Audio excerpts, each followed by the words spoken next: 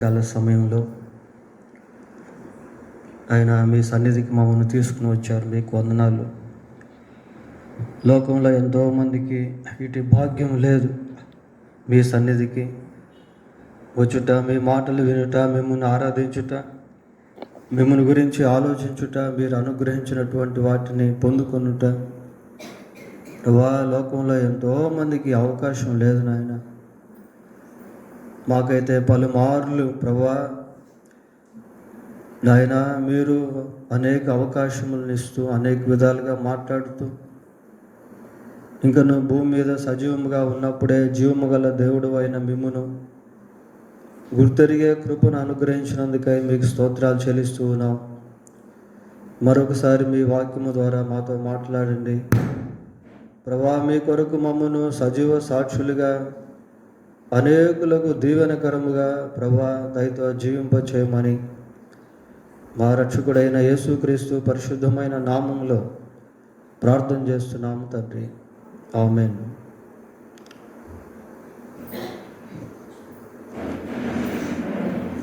ప్రియులారా, బైబిల్ గ్రంథంలో నుండి రోమాపత్రిక 8వ అధ్యాయం, రోమీయులకు రాసిన పత్రిక 8వ అధ్యాయము 34వ వచనాన్ని చదువుకుందాం.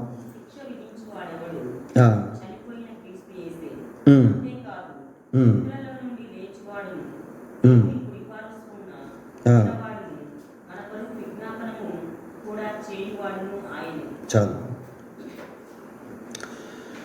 శిక్ష విధించువాడెవడు? చనిపోయిన క్రీస్తు యేసే.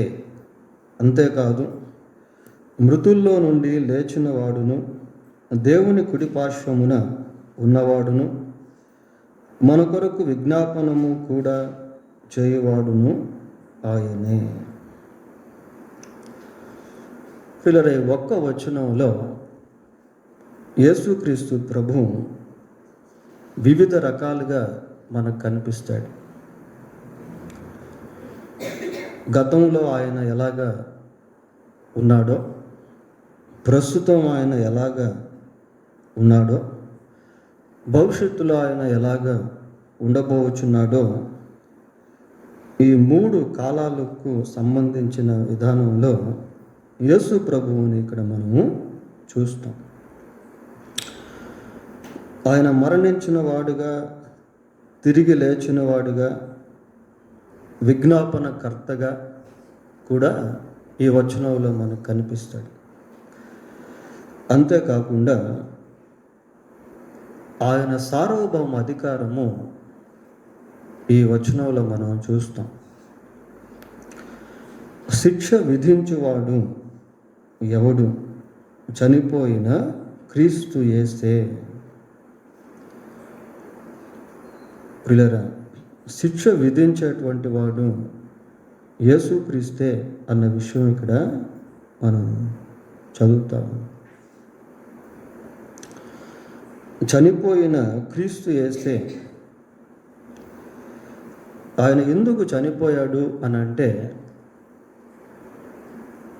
మనల్ని రక్షించేదానికి యేసుక్రీస్తు చనిపోయాడు. ఈ సంగతి మనం చాలా సార్లు జ్ఞాపకం చేసుకుంటాం. అయితే వింతైన విషయం ఏంటి అంటే, ఆయన రక్షించేదానికే కాదు, శిక్షించేదానికి కూడా చనిపోయాడు. ఈ వచనం తీక్షణంగా మనం పరిశీలించినప్పుడు చాలా ఆశ్చర్యకరమైనటువంటి విషయాలు ఇందులో మనకు కనిపిస్తాయి. శిక్ష విధించువాడు ఎవరు? వాస్తవానికి యేసుక్రీస్తు ప్రభు రక్షకుడు అని బైబిల్ అంతటిలో కూడా మనకు కనబడుతుంది. ప్రియులారా, తిమోతికి రాసిన మొదటి పత్రిక 1వ అధ్యాయము 15వ వచనం ఒకసారి చదువుదాం. పాపులను రక్షించుటకు క్రీస్తు యేసు లోకమునకు వచ్చెను. చాలు. Christ Jesus came into the world to save sinners. పాపులను రక్షించుటకు క్రీస్తు యేసు లోకమునకు వచ్చాడు. లూకా సువార్త 2వ అధ్యాయము 11వ వచనం చదువుదాం. 2వ అధ్యాయము 11వ వచనం. దావీదు పట్టణమందు నేడు రక్షకుడు మీ కొరకు పుట్టి ఉన్నాడు, ఈయన ప్రభు అయిన క్రీస్తు. లూకా సువార్త 19వ అధ్యాయము 10వ వచనం కూడా చదువుదాం. 19వ అధ్యాయము 10వ వచనం. నశించిన దానిని వెతికి రక్షించుటకు మనుష్య కుమారుడు వచ్చాడు. ఇలా బైబిల్లో అనేక వాక్య భాగాలు యేసుక్రీస్తు రక్షకుడు అన్న సత్యాన్ని జ్ఞాపకం చేస్తూ ఉన్నాయి. పాపులను రక్షించేదానికి యేసుక్రీస్తు ఈ లోకానికి వచ్చాడు. లోకానికి రక్షకుడిగా యేసుక్రీస్తు ఈ లోకంలో జన్మించాడు. నశించిన దాన్ని వెతికి రక్షించేదానికి మనుష్య కుమారుడిగా యేసు ప్రభు ఈ లోకానికి వచ్చాడు. ప్రియులారా, ఆయన ఈ లోకంలో ఉన్న సమయంలో మనుషులను ఎంతగానో ప్రేమించాడు. పాపంలో ఉన్నటువంటి వారిని ప్రేమించాడు. He didn't want to punish them even though they are in sin. పాపంలో మనుషులు ఉన్నప్పటికీ వారిని శిక్షించాలి అని యేసు ప్రభు అనుకోలేదు. ప్రియులారా, చూడండి, యోహాను సువార్త 8వ అధ్యాయము 11వ వచనం చదువుదాం. ఆమె, లేదు ప్రభువా అనెను. అందుకు యేసు, నేనును నీకు శిక్ష విధింపను, నేను కూడా నీకు శిక్ష విధింపను. Even though he was given an opportunity to punish her, he didn't do it. ఆమెను శిక్షించేటువంటి అవకాశము యేసు ప్రభువుకి ఉన్నప్పటికీ ప్రభువు ఆమెను శిక్షించలేదు. ప్రియులారా, నేనును నిన్ను శిక్షించను. లూకా సువార్త 23వ అధ్యాయము 34వ వచనాన్ని చదువుకుందాం. 23:34. యేసు, తండ్రి, వీరేమి చేయుచున్నారో వీరెరుగరు గనుక వీరిని క్షమించమని చెప్పారు. ప్రియులారా, ఇక్కడ యేసుక్రీస్తు ప్రభు క్షమించేటువంటి వాడుగా కనబడతాడు. క్షమించేటువంటి వాడిగా కనబడుతున్నాడు, శిక్షించని వాడిగా కనిపిస్తూ ఉన్నాడు. శిక్ష విధించేవాడు ఎవడు? చనిపోయిన క్రీస్తు యేసే. శిక్ష విధించేవాడెవడు? చనిపోయిన క్రీస్తు యేసే. క్రీస్తులో మనము రక్షకుడు మాత్రమే కాదు కానీ శిక్షకుడు కూడా కనిపిస్తాడు. ప్రియులారా, ఆ శిక్షకునిలో సార్వభౌమ అధికారం అనేటువంటిది దాగి ఉంది. ప్రభు ఈ లోకంలో శరీరధారిగా ఉన్నటువంటి దినాల్లో అక్కడక్కడ అది జస్ట్ ఒక స్పార్క్లా కనిపిస్తూ వచ్చింది. ఆయన గెరాసేనుల ప్రాంతానికి వెళ్ళినప్పుడు వేల కొలది దయ్యములు ఆయనతో మాట్లాడుతూ ఏమన్నాయంటే, మమ్మను శిక్షించవద్దు, మమ్మను పాతాళంలోనికి వెళ్ళమని ఆజ్ఞాపించొద్దు. He has the sovereignty, the power of sovereignty. సార్వభౌమ అధికారపు శక్తిని కలిగి ఉన్నటువంటి వాడు. ప్రియులారా, శిక్ష విధించువాడు ఎవడు? చనిపోయిన క్రీస్తు యేసే. చనిపోయిన క్రీస్తు యేసే.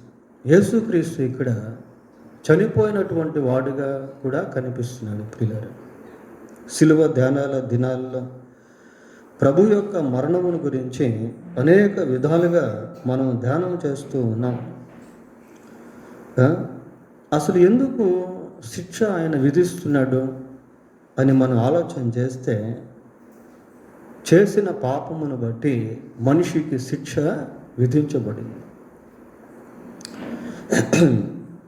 ప్రభువు శిక్షకుడుగా మారకు ముందు రక్షకుడుగా ఉన్నాడు. ప్రియులారా, అసలు యేసు ప్రభు ఈ లోకానికి వచ్చిందే రక్షించేదానికి అని ఇందాక 3 వచనాలు మనం చూసాం. మానవుణ్ణి పాపము నుండి రక్షించేదానికి ప్రభువు లోకంలో జన్మించాడు. మత్తయి సువార్త 1వ అధ్యాయము 21వ వచనాన్ని చదువుకుందాం. ఆమె ఒక కుమారుని కనును, తన ప్రజలను వారి పాపముల నుండి ఆయనే రక్షించును గనుక ఆయనకు యేసు అని పేరు పెట్టుదురు. చూడండి ప్రియులారా, the purpose of his arrival on the earth, the purpose of his first arrival on this earth. యేసు ప్రభు మొదటిసారిగా ఈ భూమి మీదకు వచ్చినప్పుడు ఆయన యొక్క ఉద్దేశం అది. తన ప్రజలను వారి పాపముల నుండి ఆయనే రక్షించును గనుక ఆయనకు యేసు అను పేరు పెట్టు. ఈ జరిగిపోయినాయి ప్రియులారా, జరిగిపోయినాయి. పాపములను రక్షించేదానికి యేసుక్రీస్తు లోకంలో జన్మించాడు.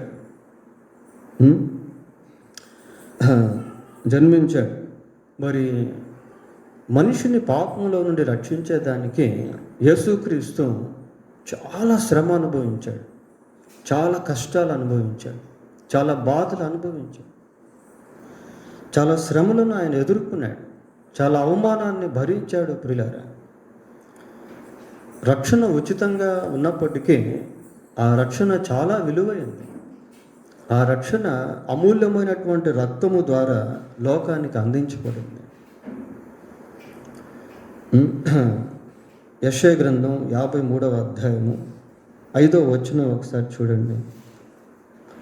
యెషయా గ్రంథం, మన అతిక్రమ క్రియలను బట్టి అతడు గాయపరచబడెను, మన దోషములను బట్టి నలుగుకొట్టబడెను, మన సమాధానార్థమైన శిక్ష అతని మీద పడెను.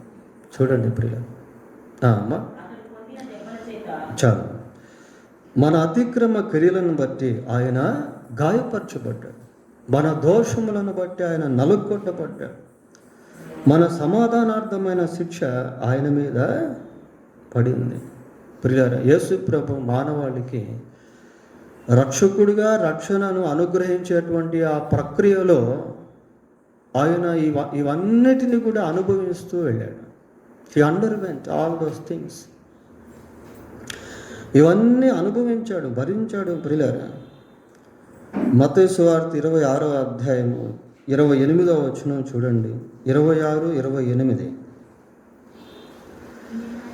ఇది నా రక్తము అనగా పాప క్షమాపణ నిమిత్తము అనేకుల కొరకు చిందింపబడుచున్న నిబంధన రక్తము.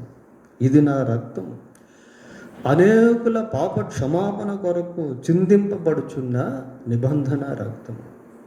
పాప క్షమాపణ కొరకు యేసుక్రీస్తు సిలువలో తన రక్తాన్ని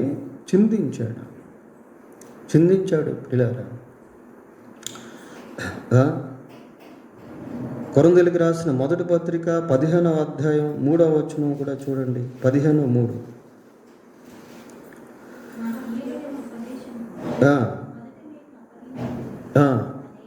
అదేమనగా లేఖనముల ప్రకారము క్రీస్తు మన పాపముల నిమిత్తము మృతి పొందాడు.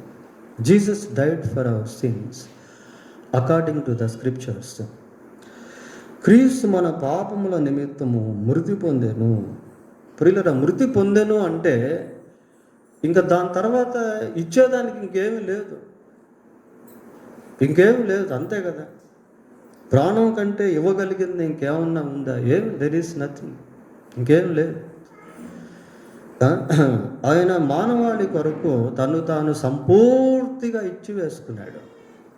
అందుకే తను తాను రిక్తునిగా చేసుకునేను అని ఫిలిప్పీ పత్రిక 2వ అధ్యాయంలో మనం చూస్తాం ప్రియులారా.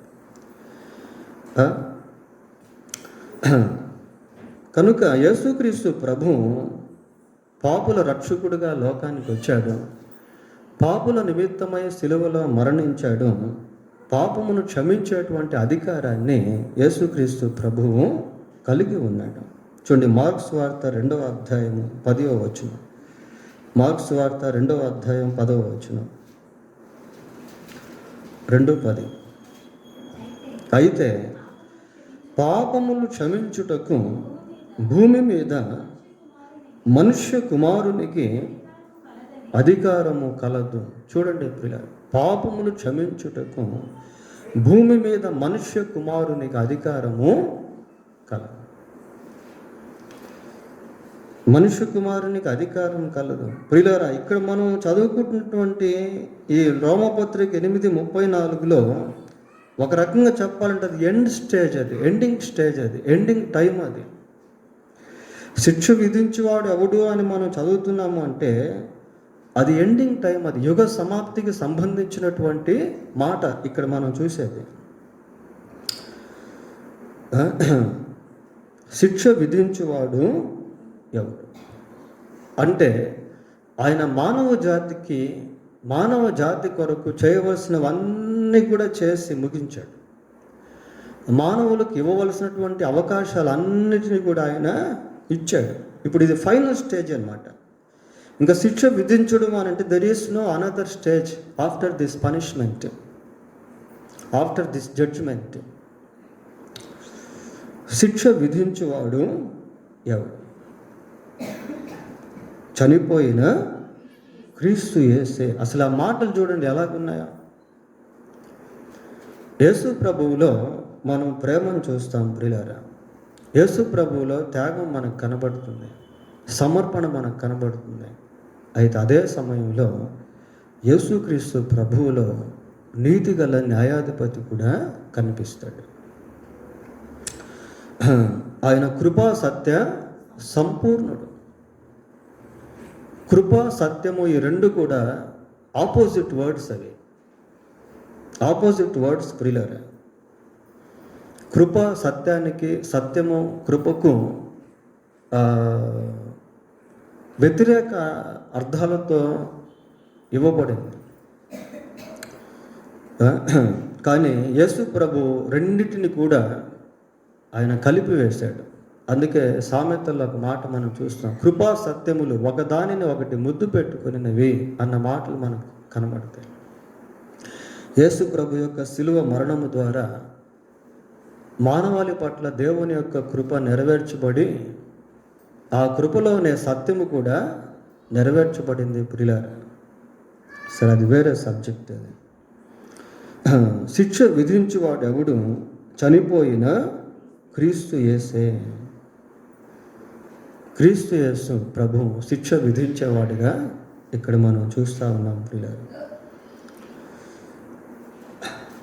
మత్తయి సువార్త, దానికి ముందు ప్రకటన గ్రంథం 6వ అధ్యాయము, ప్రకటన గ్రంథం 6వ అధ్యాయం 15వ వచనం చూడండి. భూరాజులను, ఘనులను, సహస్రాధిపతులను, ధనికులను, బలిష్ఠులను, ప్రతి దాసుడును, ప్రతి స్వతంత్రుడును కొండ గుహల్లోను బండల సందులలోను దాగుకొని సింహాసనాసీనుడై ఉన్నవాని యొక్కయు గొర్రెపిల్ల యొక్కయు ఉగ్రత మహాదినము వచ్చెను. చాలా ప్రియులారా, కృపాకాలం దాటిపోయినటువంటి దినాలు ఇవి. ఇది ఎప్పుడు జరుగుతుంది అని అంటే, యేసు ప్రభు ఆకాశ మండలానికి రావడం, సంఘం ఎత్తబడడం, సంఘం ఎత్తబడిన తర్వాత మరి భూమి మీద 7 సంవత్సరాల శ్రమల కాలం అనేటువంటిది కలుగుతుంది. ఆ శ్రమల కాలంలో కూడా 2 భాగాలు అనేవి ఉంటాయి, శ్రమల కాలము, మహాశ్రమల కాలం. మనం చదువుకున్నటువంటి సందర్భము the administration of antichrist. During the administration of antichrist, క్రీస్తు విరోధి యొక్క పరిపాలనా కాలంలో జరుగుతున్నటువంటి సంఘటనల్లో భాగాన్ని మనం ఇక్కడ చూస్తా ఉన్నాం. ఇది బ్రతుకున్నటువంటి వారు దేవుని యొక్క ప్రచండ కోపాన్ని అనుభవించేటువంటి భాగం ఇది ప్రియులారా. అంటే వీళ్ళంతా బ్రతుకున్నటువంటి వాళ్ళు.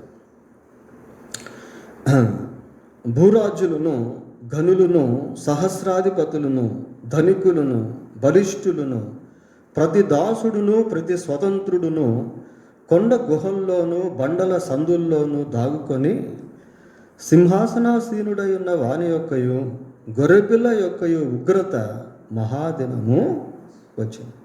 మాట్లాడుకుంటున్నారు, గొర్రెపిల్ల యొక్క మహా ఉగ్రత దినం వచ్చేసింది అని యేసుక్రీస్తుని గురించి మాట్లాడుకుంటున్నారు ప్రియులారా. అయినప్పటికీ వాళ్ళు మారు మనసు పొందలేదు. వీళ్ళంతా ఎవరు అంటే బ్రతుకున్నటువంటి వాళ్ళు, వీళ్ళంతా ఎవరు అంటే విడువబడినటువంటి వాళ్ళు, యేసు ప్రభువుని నమ్ముకోకుండా ఉన్నటువంటి వాళ్ళు, క్రీస్తు విరోధికి లోబడినటువంటి వాళ్ళు. వాళ్ళ యొక్క జాబితా ఇక్కడ మనం చూస్తూ ఉన్నాం. ఇది కూడా ఒక రకమైనటువంటి శిక్ష విధించబడిన స్థితి ప్రియులారా. తర్వాత ఇంకొక పనిష్మెంట్ ఉంది, దాన్ని ఫైనల్ జడ్జిమెంట్ అంటారు. దానికి ముందు ఇంకొక తీర్పు కూడా ఉంది. అంతిమ తీర్పుకు ముందు ఇంకొక తీర్పు ఉంది. చూడండి, మత్తయి సువార్త 25వ అధ్యాయము, మత్తయి సువార్త 25వ అధ్యాయము 31వ వచనం చదువుదాం. తన మహిమతో మనుష్య కుమారుడును ఆయనతో కూడా సమస్త దూతలను వచ్చినప్పుడు ఆయన తన మహిమగల సింహాసనం మీద ఆసీనుడై ఉండను. ఇది అంతిమ తీర్పు కాదు ప్రియులారా. ఇక్కడ కనిపించేటువంటి మనిషి కుమారుడు యేసుక్రీస్తు ప్రభువే. సింహాసనం ఏది? ఇది మహిమగల సింహాసనం. అంతిమ తీర్పులో ఉండే సింహాసనము అది మహాధవళ సింహాసనము. ఆ జడ్జిమెంట్ వేరు, ఈ జడ్జిమెంట్ వేరు. ఇక్కడ కూడా తీర్పు తీరుస్తున్నటువంటిది యేసుక్రీస్తు ప్రభువే. ఆయన మాట్లాడుతూ 41వ వచనంలో అన్నాడు, చదవండి. అప్పుడు ఆయన ఎడమ వైపున ఉన్నవారిని చూచి, శపింపబడిన వారులారా, నన్ను విడిచి అపవాదికిని వాని దూతలకును సిద్ధపరచబడిన నిత్యాగ్నిలోనికి పోండి అంటున్నాడు. He has the commanding power. ఆజ్ఞాపించే శక్తి గల సార్వభౌమాధికారిగా యేసుక్రీస్తు ఈ వచన భాగాల్లో ఇక్కడ రక్షకుడిగా కనబడట్లేదు ప్రియులారా. ఆ కాలం దాటిపోయింది, ఆ సమయం అయిపోయింది.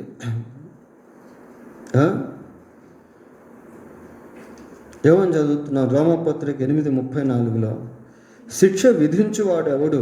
చనిపోయిన క్రీస్తు యేసే. చనిపోయిన క్రీస్తు యేసే. అంతేకాదు, మృతుల్లో నుండి లేచిన వాడును, మృతుల్లో లేచిన వాడు ఆయనే. శిక్ష విధించేటువంటి వాడిగా యేసు ప్రభు ఇక్కడ కనిపిస్తున్నాడు ప్రియులారా. ఇకపోతే అంతిమ తీర్పుకు వద్దాం. ప్రకటన గ్రంథం 20వ అధ్యాయం. ఇక్కడ చనిపోయినటువంటి వారు, ఇందాక మనం బ్రతుకున్నటువంటి వారి జాబితా ప్రకటన 6:15లో చదివాము. ఇక్కడ 20వ అధ్యాయం 11వ వచనం చూద్దాం. మరియు ధవళమైన మహాసింహాసనమును దాని యందు ఆసీనుడై ఉన్న ఒకనిని చూచితిని. ఆ వ్యక్తి ఎవరో కాదు ప్రియులారా, యేసుక్రీస్తు ప్రభువే. యేసుక్రీస్తు ప్రభువే. దానికి ఆధారం ఏంటి అంటే అపోస్తుల కార్యం 17వ అధ్యాయంలో ఉంటుంది దాని గురించిన ఆధారం. ఇందాక మనం చదువుకున్న రోమా 8:34 కూడా దీనికి సంబంధించినటువంటి వాక్య భాగమే. ధవళమైన మహాసింహాసనమును దాని యందు ఆసీనుడై ఉన్న ఒకనిని చూచితిని. ధవళమైన మహాసింహాసనం మీద యేసు ప్రభు కూర్చొని ఉన్నాడు ప్రియులారా. ఎందుకు అంటే టు జడ్జ్ ద డెడ్, చనిపోయినటువంటి వారికి తీర్పు తీర్చేదానికి, శిక్ష విధించేదానికి. గొప్పవారేమి కొద్దివారేమి మృతులైన వారందరూ ఆ సింహాసనం ఎదుట నిలువబడి ఉండుట చూచితిని. చనిపోయిన వాళ్ళు వీళ్ళంతా కూడా. నిజంగా ఆ రోజు ప్రభువుని చూసినప్పుడు చాలామంది ఆశ్చర్యపోతారు ప్రియులారా. అరే, యేసుక్రీస్తు అంటే ఈయనేనా? యేసుక్రీస్తు మాటలు నేను విన్నాను కానీ నేను నమ్ముకోలేకపోయానే. ప్రభువుని గురించి మాట్లాడుతూ ఉంటే సేవకుల మీద దాడి చేశాను, వాళ్ళని చంపేశాను, బైబిల్స్ కాల్ చేశాను, విశ్వాసుల్ని హింసించాను అనేవన్నీ కూడా వాళ్ళ జ్ఞాపకానికి వస్తాయి ప్రియులారా. నాస్తికులు, I believe that there is no God but God is there. దేవుడు లేడు అనుకున్నాను, దేవుడు ఉన్నాడు. ప్రియులారా, మృతులైనటువంటి వారందరికీ కూడా యేసుక్రీస్తు ఎవరు అనేది ఒకరోజు తెలిసిపోతుంది, ఖచ్చితంగా తెలుస్తుంది ప్రియులారా. ప్రతి వాని మోకాలు ఆయన ముందర వంగాల్సిందే, ప్రతి నాలుక యేసు ప్రభు అని ఒప్పుకోవాల్సిందే. మృతులైన వారందరూ ఆ సింహాసనం ఎదుట నిలువబడి ఉండుట చూచి అప్పుడు గ్రంథములు విప్పబడి. ఈ అంతిమ తీర్పులో యేసుక్రీస్తు ప్రభు తీర్పునిస్తాడు ప్రియులారా. రకరకాల పాపములు చేసినటువంటి వారు, పాప క్షమాపణ పొందకుండా చనిపోయినటువంటి వారు, అపవిత్రతలో బ్రతికినటువంటి వారు. ప్రకటన 21:8 ఒకసారి చూడండి. పిరికి వారును, అవిశ్వాసులను, అసహ్యులను, నరహంతకులను, వ్యభిచారులను, మాంత్రికులను, విగ్రహారాధికులను, అబద్ధికులు అందరును అగ్ని గంధకములతో మండు గుండములో పాలు పొందుదురు. ఇది రెండవ మరణం. ఒక పట్టి ఇక్కడ చూస్తున్న ఒక లిస్టు ప్రియులారా. ఈ లిస్టులో అనేక మంది మనకు కనిపిస్తూ ఉన్నారు. కేవలం ఈ లిస్ట్ ఒక్కటే కాదు, ఇంకా కొన్ని లిస్టులు ఉన్నాయి బైబిల్లో. ఇంకొక లిస్టు కూడా చూద్దాం. కొరింథీ పత్రిక 6వ అధ్యాయం, కొరింథీయులకు రాసిన మొదటి పత్రిక 6వ అధ్యాయం 6వ అధ్యాయం 9వ వచనం. అన్యాయస్తులు దేవుని రాజ్యమునకు వారసులు కానేరని మీకు తెలియదా? మోసపోకుడి, జారులైనను, విగ్రహారాధికులైనను, వ్యభిచారులైనను, ఆటంకితనము గలవారైనను, పురుష సంయోగులైనను, దొంగలైనను, లోభులైనను, త్రాగుబోతులైనను, దూషకులైనను, దోచుకుని వారైనను దేవుని రాజ్యమునకు వారసులు కానేరరు. అసలు నిజంగా ఇవన్నీ చదువుతా ఉంటే చాలా భయం అనిపిస్తుంది ప్రియులారా. ఇటువంటి వాళ్ళందరూ కూడా ఆ ధవళమైన మహాసింహాసనం ఎదుట నిలబడతారు. దేవుని రాజ్యానికి వారసులు కానేరని వారు. ముఖ్యంగా యేసు ప్రభువుని నమ్ముకున్న చనిపోయిన వాళ్ళు ప్రియులారా, అందరూ కూడా పాపులే. ప్రతి మనిషి ఏదో ఒక పాపం చేసిన వాడే. విగ్రహారాధన చేయకపోయినా ఏదో ఒక పాపం, ఏ భేదం లేదు, అందరూ పాపము చేసి. అయితే మరి వీళ్ళు ఎందుకు ఆ ధవళమైన మహాసింహాసనం ఎదుటికి వస్తున్నారు అంటే, బ్రతుకున్నప్పుడు యేసు ప్రభువుని నమ్ముకోలేదు, పాప క్షమాపణ పొందలేదు. అందుకే వాళ్ళు మృతులుగా ఎంచబడ్డారు ప్రియులారా. యేసు ప్రభు నందు విశ్వాసం ఉంచినటువంటి వాళ్ళు నిద్రించినటువంటి వారిగా పిలువబడతారు. వీళ్ళకి తీర్పు జరిగి అగ్ని గంధకములతో మండు గుండములోనికి వెళ్ళిపోతున్నారు. చాలా బాధాకరమైనటువంటి, దుఃఖకరమైనటువంటి సంఘటన ప్రియులారా. సరే, మళ్ళీ మన మూలవాక్యానికి వద్దాం. 8:34 రోమాపత్రిక 8వ అధ్యాయం 34వ వచనం. శిక్ష విధించువాడెవడు? చనిపోయిన క్రీస్తు యేసే. పాపులను రక్షించేదానికి, పాపుల కొరకు సిలువలో మరణించినటువంటి యేసుక్రీస్తు ఇప్పుడు పాపులకే శిక్ష విధించేవాడుగా మారాడు ప్రియులారా.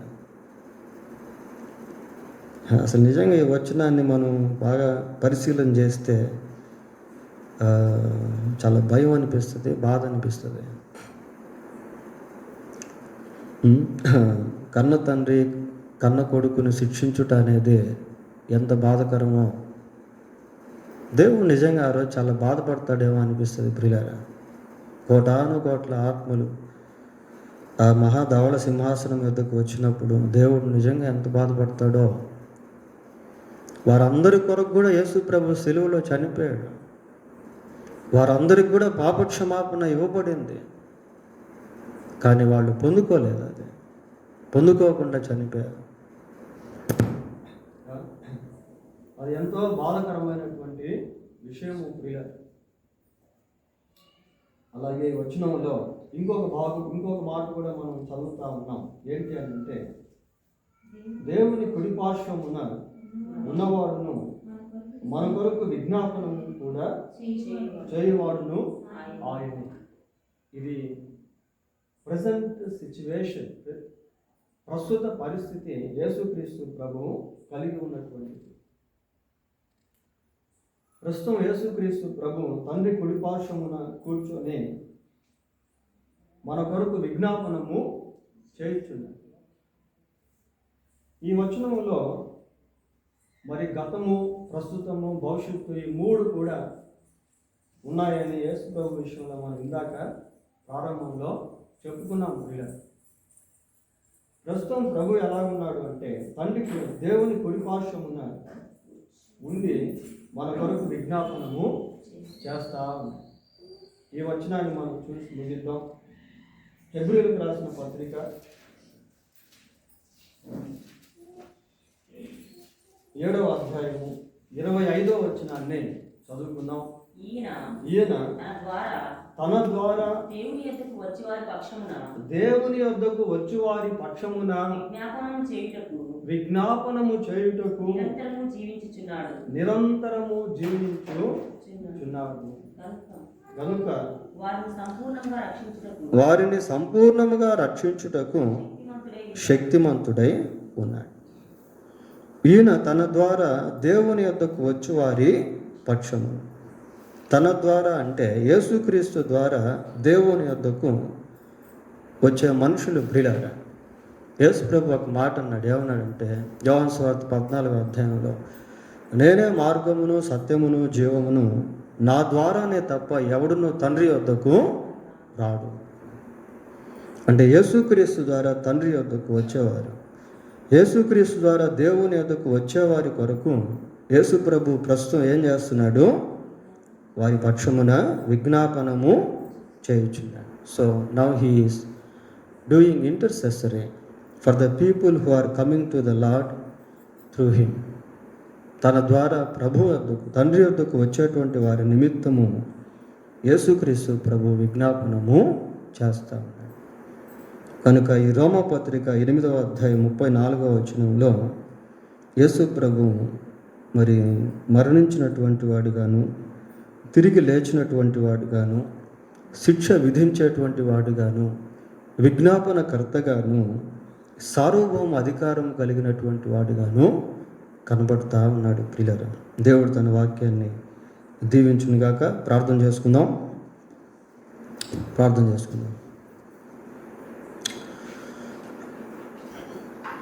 సర్వోన్నతుడు అయిన మా తండ్రి, పరిశుద్ధుడు అయిన మా ప్రభువా, మీకు వందనాలు, స్తోత్రాలు. ఎంతో స్పష్టంగా మీ యొక్క వాక్యాన్ని మీరు మా కొరకు ఆయన రాయించినందుకై మీకు స్తోత్రాలు చెల్లిస్తున్నాం. పరిశుద్ధాత్మదేవ, నీవెంత ప్రేమ కలిగినటువంటి వాడవు ఆయన. మీ వాక్యాన్ని ఈ రీతిగా మేము ధ్యానం చేసుకునే కృప భాగ్యమును మీరు మాకు ప్రసాదించినందుకై మీకు స్తోత్రాలు చెల్లిస్తూ ఉన్నాం. యేసయ్య, మీకు వందనాలు, స్తోత్రాలు. నీవు రక్షకుడవుగా మాత్రమే కాక శిక్షించేటువంటి దేవుడవుగా కూడా ఉన్నావు ప్రభువా. ఆయన ఎవరిని కూడా శిక్షించుట మీకు ఇష్టం లేదు. అందరి కొరకై సిలువలో ప్రాణం పెట్టినటువంటి రక్షకుడవు ఆయన. అందరూ అంతటా మారు మనసు పొందాలి అని కోరుకుంటున్నటువంటి దేవుడవు ప్రభువా. ఆయన మనుషుల యొక్క పాపమే మనుషులను శిక్షిస్తుంది. ఆయన కనికరించి సహాయం చేయండి. ప్రపంచం అంతా కూడా మీ వైపు చూడగలుగుటకు సహాయం చేయండి ప్రభువా. ఆ ధవళ సింహాసనం యొద్దకు రాకముందే, మరణించకముందే ప్రభువా ఆయన మీ వైపు ప్రజలు చూడగలుగునట్లు సహాయం చేయండి. మీ యందు విశ్వాసం ఉంచినట్లుగా సహాయం చేయండి. మీరిచ్చేటువంటి పాప క్షమాపణ పొందుకొని మీ యొక్క నిత్యరాజ్యంలోనికి ప్రవేశించుటకు కృప దయచేయండి ప్రభువా. ఆయన మీరు నరకాగ్నిని అపవాదికిని వాని దూతలకును సిద్ధపరిచావు ప్రభువా. ఆయన మానవులు అందులోకి వెళ్ళుట మీ చిత్తం కాదు దేవా. నాయన ప్రభువా, ప్రజలందరూ కూడా మేము తెలుసుకుంటే కృప దయచేయండి ఆయన. అలాగనే ప్రభా, ఇటువంటి వాక్యాలు వింటున్నటువంటి మేము నశించిపోతున్న వారి కొరకై మీ సన్నిధిలో విజ్ఞాపనము చేసేవారముగా చేయండి. మా కొరకు మీరు విజ్ఞాపన చేస్తున్నారు, మేము ఇతరుల కొరకు విజ్ఞాపన చేయటం కృప దయచేయండి ప్రభువా. ఇతరుల కొరకై మీ సన్నిధిలో రోధించేవారముగా, మీ పాదములు పట్టుకునేవారముగా, మీ సన్నిధిలో కన్నీరు కార్చేవారముగా, విలపించేవారముగా మమ్మల్ని చేయమని ప్రార్థన చేస్తూ ఉన్నాం. ఏదో ఒక విధంగా మీ సువార్తను ఇతరులకు అందించేవారముగా మమ్మల్ని చేయండి ప్రభువా, చేయండి నాయన. ప్రభువా, మీరు కనికరించి సహాయం చేయండి. మమ్మల్ని బలపరచండి, మా ప్రాణంలో త్రాణ పుట్టించి మమ్మల్ని ధైర్యపరిచి మీ పరిశుద్ధాత్మ అభిషేకంతో నింపి మీ సువార్త పరిచర్యలో మమ్మల్ని బలమైన సాధనాలుగా మేము బ్రతుకున్నప్పుడే మమ్మల్ని మీరు వాడుకోమని వేడుకుంటూ మా ప్రభు అయిన యేసుక్రీస్తు పరిశుద్ధమైన నామములో ప్రార్థన చేస్తున్నాము తండ్రి, ఆమేన్. మన తండ్రి అయిన దేవుని ప్రేమ, మన ప్రభు అయిన యేసుక్రీస్తు యొక్క కృప, పరిశుద్ధాత్మ దేవుని యొక్క సన్నిధి సహవాసము మనకు, మన కుటుంబాలకు, సకల లోకంలో ఉన్న పరిశుద్ధులందరికీ తోడై ఉండి కాపాడునుగాక. ఆమేన్.